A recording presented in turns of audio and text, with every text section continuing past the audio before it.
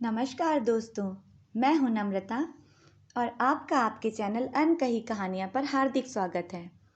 आज मैं आपके लिए लेकर आई हूं एक प्रसिद्ध लोक कथा पर आधारित कहानी सारंगा सदावृक्ष, जिसका पुनर्लेखन सुशील सिद्धार्थ ने किया है। आशा है आपको लोक कथाओं पर आधारित कहानियां पसंद आएंगी। तो चलिए सुनते हैं कहानी सारंगा सदावृक्ष। मरसंडा गांव अपनी प्राकृतिक सुंदरता के लिए इलाके में मशहूर था। बड़े बड़े ज्ञानी इस गांव में रहते, पास के वन उपवन में जाते तपस्या करते। वन में भांति भांति के पशु पक्षी विचरण करते। उन्हें देखकर मरसंडा गांव में रहने वाले आग्नेय महाराज कहते कि ये पशु पक्षी नहीं, किसी जन्म के शापित मनुष्य हैं।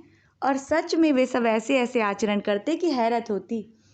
पूर्वी मैया के चबूतरे पर जब भगवती पंडित कथा कहते, तब मनुष्यों के साथ पशु पक्षी भी एकाग्र होकर सुनते। कथा सुनने वालों में एक जोड़ा बंदर बंदरिया का होता। वे साथ साथ आते, कथा सुनते, भगवती पंडित से प्रसाद लेते और चुपचाप चले जाते। सब आश्चर्य करते, मगर आग्नेय महाराज यही कहते कि देखना, एक दिन ये मनुष्य बन ही जाएंगे। होली आने वाली थी। मौसम अच्छा हो गया था। रात के 12 बजे मरसंडा का जंगल आराम से सो रहा था। चारों ओर गहरी शांति। पेड़ की एक डाल पर बंदर बंदरिया जग रहे थे। पास के पेड़ की डाल पर तोता मैना। समीप में ही सुंदर तालाब था, जिसके कमल प्रतीक्षा कर रहे थे कि कब सुबह हो और वे खिलकर अपना जीवन धन्य कर सकें। वो युग ऐसा था कि पशु पक्षी सब एक दूसरे की भाषा समझते थे। तोता बोला कि मैना, रात नहीं कट रही, कोई ऐसी बात सुना कि वक्त भी कटे और मनोरंजन भी हो। मैना मुस्कुराई कि तोता, क्या कहूँ, आप बीती कि जग बीती। आप बीती में भेद खुलते हैं और जग बीती में भेद मिलते हैं। तोता होशियार था, बोला कि मैना, तुम तो जग बीती कहो। मैना ने पल भर के लिए आंखें बंद कर लीं, फिर बोलने लगी कि तोता, ये घड़ी ऐसी है कि अगर कोई पास वाले कमल ताल में कूद जाएगा तो वो मनुष्य बन जाएगा। तोता बोला, सच? मैना ने कहा कि जो प्रेम करते हैं वे सवाल नहीं पूछते, भरोसा करते हैं। तोता बोला, तो चलो कूद पड़े कमल ताल में, बन जाए आदमी। मैना ने आह भरी, अरे तोता, हम पंछी ही भले, अभी तू आदमियों के फेर में पड़ा नहीं, इसलिए चहक रहा है। हम अपनी जात में बहुत खुश हैं। चल, रात आधी से ज़्यादा बीत गई, आ लिपट कर सो जाएं। घड़ी दो घड़ी का साथ है, प्रेम से जी लें। आने वाला कल जाने किस बहेलिया के हाथ में जाल तैयार कर रहा हो। तोता मैना की बातें बंदर बंदरिया ने सुनी। वे चौंक उठे। अच्छा, इतनी अच्छी घड़ी है कि जो कमल ताल में कूदेगा वो मनुष्य बन जाएगा। बंदरिया बोली, साथी, आओ कूद पड़े, जरा इस योनि का भी आनंद उठा लें। देखते नहीं कि सारी सृष्टि मनुष्य ही होना चाहती है। बंदर ने अंगड़ाई ली, अरे छोड़ रही सखी, हम ऐसे ही खुश हैं। एक डाल से दूसरी डाल, दूसरी से तीसरी डाल पर छलांग मारते हैं। हमें क्या दुख है, अपने दिमाग से ये ख्याल निकाल दे। बंदरिया बोली, मैं तो कूदना चाहती हूँ और कूदने जा रही हूँ। तुम बताओ, मेरा साथ दोगे कि नहीं? तुम मुझसे प्यार करते हो, इसलिए पूछ रही हूँ। मैना की बताई घड़ी बीतने ही वाली है। आओ हाथ में हाथ लेकर कमल ताल में कूद पड़ें और मरसंडा में मनुष्य होकर निवास करें। बंदर हिचकिचाने लगा, बोला, तुम भी मैना की बातों में आ गई। पानी में कूदेंगे, कोई सांप वाप काट लेगा और तो जान चली जाएगी। बंदरिया समझ गई कि बंदर मेरा साथ न देगा। घड़ी बीतने वाली थी। बंदरिया चमत्कार के लिए उत्सुक थी और झम से कमल ताल में कूद पड़ी। आश्चर्य, बंदरिया की जगह एक 16 साल की अति सुंदर किशोरी खड़ी थी। उसके रूप से चांदनी रात जगमगा उठी। शरीर पर वस्त्र का नाम नहीं। लाज के मारे हाथों से अंग छिपाती हुई डाल पर बैठा बंदर तो जैसे पागल हो गया। कुछ पल तक हतबुद्धि रहा, फिर कमल ताल में कूद पड़ा, मगर घड़ी बीत चुकी थी। वो बंदर का बंदर ही रहा। अब बंदर पानी के बाहर निकलकर पछताए और युवती ताल में खड़ी कांपे। यही करते करते भोर हो गई। समय की बात, उधर से आ निकला कसमंडा का राजकुमार, घोड़े पर सवार, सवारी का मजा लेता। तिवारीपुर को पार करके मरसंडा के जंगल से गुजरा तो कमल ताल की खुशबू खींच लाई। आया तो जैसे उस पर सम्मोहन हो गया। लगा इंद्रजाल के भीतर एक अप्सरा निर्वसन खड़ी है। उसके घुटनों तक लंबे केश उसे ढक रहे हैं, रूप की सुनहली चादर उसे छिपा रही हो जैसे। राजकुमार पास आया और अपनी पगड़ी फेंक कर कहा कि ओ कमलिनी, इनसे अंग ढांप कर बाहर आ जाओ, मैं राजकुमार हूँ, मेरे साथ चलो। कमलिनी नाम बंदरिया से युवती बनी उस बड़भागिन को अच्छा लगा, मगर उसे तत्काल अपने बंदर का ध्यान आया। बंदर राजकुमार को आता देखकर कहीं छिप गया था। राजकुमार हाथ बढ़ाए रास्ता जोह रहा था। कमलिनी पगड़ी से शरीर ढांपकर बाहर आई और राजकुमार ने उसे घोड़े पर बैठा लिया। घोड़ा दौड़ा तो धूल उड़ी। बंदर ने कुछ दूर तक पीछा किया, फिर बेहोश होकर गिर पड़ा। उधर से आग्नेय महाराज आ निकले। वे सर्वज्ञानी थे। बंदर को देखकर सब माजरा समझ गए। पानी का छींटा देकर होश में लाए। बंदर रोने लगा तो समझाया कि ओ प्राणी, मिलना बिछड़ना समय के हाथ में है, गलती तुम्हारी है, तुमने अपनी साथिन पर भरोसा नहीं किया, वरना तुम भी मनुष्य होते। खैर, अब तुम किसी मदारी वदारी के साथ लग लो, उसी बहाने तुम्हारा मिलन होगा। आग्नेय महाराज रास्ता बताकर सिद्धावली की ओर चल दिए। अब बंदर इस प्रतीक्षा में कि कोई मदारी आए और मुझे पकड़े। तब तक गुल्ल नाम का मदारी उधर से आ निकला। उसने देखा और तमाशे के लिए बंदर को पकड़ लिया। बंदर गांव गांव नगर नगर तमाशा दिखाता घूमने लगा। कसमंडा पहुंचकर राजकुमार कमलिनी से विवाह की बात करने लगा। कमलिनी ने कहा कि राजकुमार, मैंने 1 साल का व्रत रखा है, उसके बाद मैं आपसे विवाह कर लूँगी। वो मान गया। उसने देखा कि कमलिनी उदास रहती है, बोला कि मैं ऐसा क्या करूं कि तुम खुश रहो। कमलिनी बोली कि कसमंडा राज्य में जो कोई मदारी कलावंत संगीतकार आए, वो पहले मेरे महल के सामने अपनी कला दिखाएं। आदेश जारी हो गया। लोग आते, तमाशा दिखाते, इनाम पाते और दुआएं देते हुए वापस चले जाते। कमलिनी ऊपर से मुस्कुराती मगर दिल उदास रहता। उसकी आंखें तलाशती कि किसी दिन तो मेरा साथी बंदर किसी मदारी के साथ आएगा। वो निराश हो चली थी कि एक दिन शोर मचा, देखो देखो, एक ऐसा बंदर आया है जो आदमी की बोली बोलता है। रानी खिड़की पर आ गई। बंदर को देखते ही पहचान गई। आंखों से आंसू छलक पड़े। उधर मदारी बंदर को तमाशा दिखाने के लिए उकसा रहा था। बंदर ने सिर उठाया तो कमलिनी को देखकर सब समझ गया।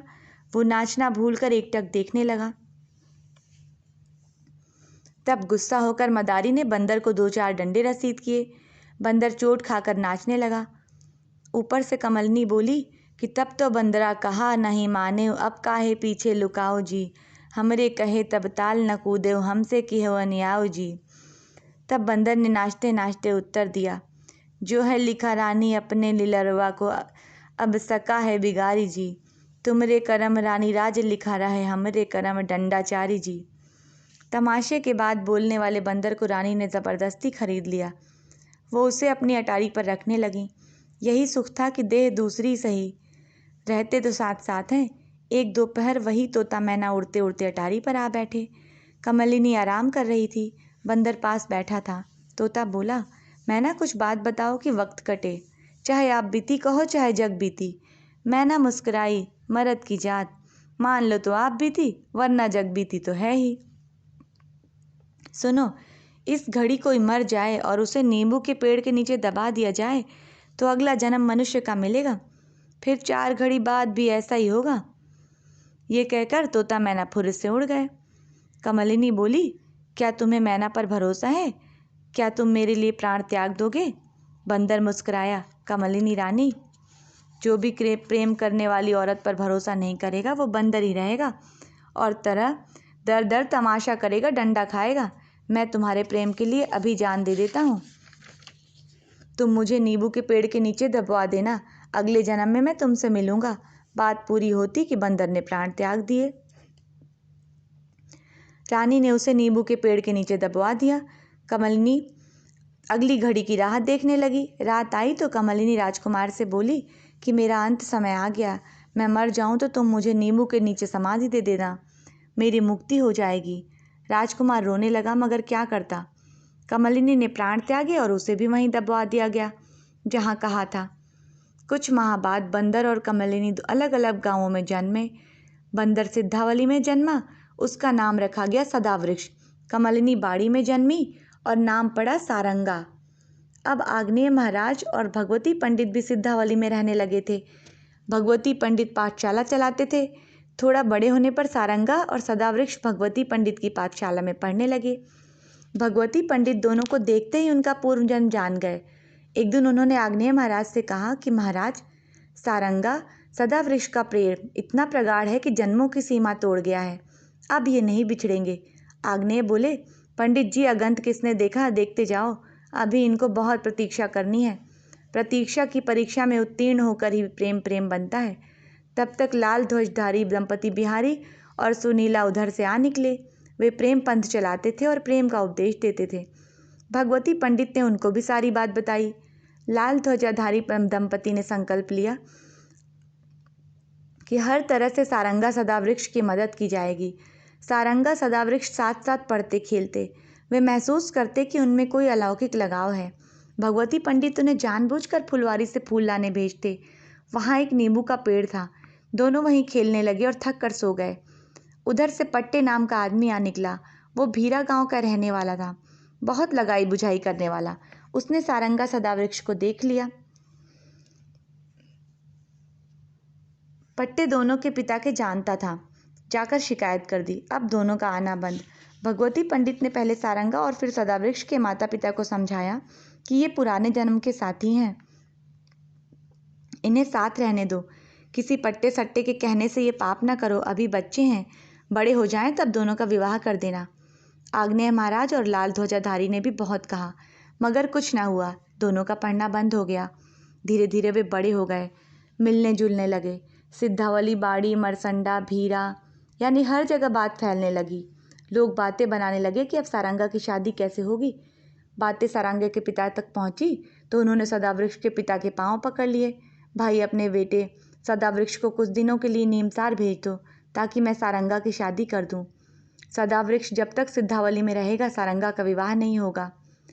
सदावृक्ष के पिता ने किसी काम का बहाना बनाकर उसे नीमसार भेज दिया। सदावृक्ष भोला था, कुछ समझ ना सका। इधर चटपट सारंगा की शादी तय हो गई। पता चलते ही आग्नेय महाराज नीमसार जा पहुंचे और सदावृक्ष से कहा कि वापस चलो, बहुत महनामत मचा है। मगर उनके वापस आते आते सारंगा की डोली उठ रही थी। भगवती पंडित और लाल ध्वजाधारी दंपति आंसू बहा रहे थे। सदावृक्ष आग्नेय महाराज का हाथ थामकर रोने लगा। पीनस चली गई और पीछे छूट गया सूनापन। आग्नेय महाराज ने संकल्प किया कि वे लाल ध्वजाधारी की सहायता से सारंगा सदावृक्ष को मिलाकर रहेंगे। लाल ध्वजाधारी ने युक्ति बताई और आग्नेय जा पहुंचे सारंगा की ससुराल भिठौली। भिठौली के बाहर बहुत सुंदर शिवाला था। आग्नेय के साथ साधु के वेश में सदावृक्ष भी था। आग्नेय घूमते घामते सारंगा के पति के घर जा पहुंचे। बड़ी खातिर हुई। आग्नेय ने भविष्य बांचते हुए कहा कि बहू को चाहिए 16 सोमवार संध्या समय शिवालय में जाकर पूजा करे, तब घर में और सुख होगा। सारंगा बदले वेश में भी आग्नेय को पहचान गई। आग्नेय युक्ति बताकर सिद्धावली लौट आए। सदावृक्ष सोमवार आने पर शाम होने का इंतजार करने लगे। भूख लगी तो पास की नहर पर टहलने लगा। उधर से गुलैया नामक ठग आ निकला। सदावृक्ष ने कहा कि भाई, कुछ खाने को हो तो दो। गुलैया ने उसे गुड़ खाने को दिया। गुड़ में कोई नशीला पदार्थ मिला था। सदावृक्ष खाते ही अचेत हो गया। गुलैया उसका रुपया पैसा कंठमाला छीनकर भाग गया। सारंगा पूजा कर चली गई। सदावृक्ष उठा तो रो पड़ा। तब तक तोता मैना उड़ते उड़ते आए। मैना ने कहा कि सदावृक्ष, तुम भिखारी के रूप में भिठौली में घूमो, सारंगा इसी बहाने तुम्हें मिलेगी। सदावृक्ष एक दोहा गाते गाते घूमने लगा कि तोता मैना भगवती हमका भय सहाय, आग्नेय प्रताप ते गयन भिठौली आए। लोग सुनते, भीख देते। घूमते घूमते सारंगा के घर के सामने जा पहुंचा। गाने लगा, हमको दीनी भगवती ऐसी अनुपम सीख, इसी द्वार से मिलेगी जन्म जन्म की भीख। सुनते ही सारंगा की सास बाहर आई भीख लेकर। सदावृक्ष ने फटकार लगाई कि हम 20 साल से ऊपर वाले की भिक्षा नहीं लेते, हट जाओ वरना शाप देकर भस्म कर देंगे। सास डरकर भीतर गई और सारंगा से कहा कि बहू, तुम ही जाओ, साधु बहुत गुस्सैल है। सारंगा नोइया में जौंधरी लेकर आई। आते ही सदावृक्ष को पहचान लिया। आंखें भर आईं। सदावृक्ष ने चुपके से कहा कि रो नहीं, उपाय सुनो। और सदावृक्ष ने धीरे से उपाय बताया। सारंगा भीख देकर लौट गई।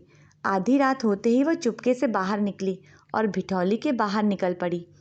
वहाँ सदावृक्ष खड़ा था। दोनों साथ साथ चल पड़े। कुछ दूर चलते ही सामने भगवती पंडित और आग्नेय खड़े थे। भगवती पंडित ने कहा कि सारंगा, मैं मंत्र पढ़कर तुम्हारा चेहरा बदल देता हूँ, वरना लोग तुम दोनों को जीने नहीं देंगे। ये कहकर भगवती ने मंत्र मारा तो सारंगा और भी अधिक सुंदर युवती बनकर दूसरे रूप में सामने आ गई। सारंगा सदावृक्ष आग्नेय महाराज के आश्रम में रहने लगे। कुछ दिन बाद तोता मैना ने वहीं बसेरा किया।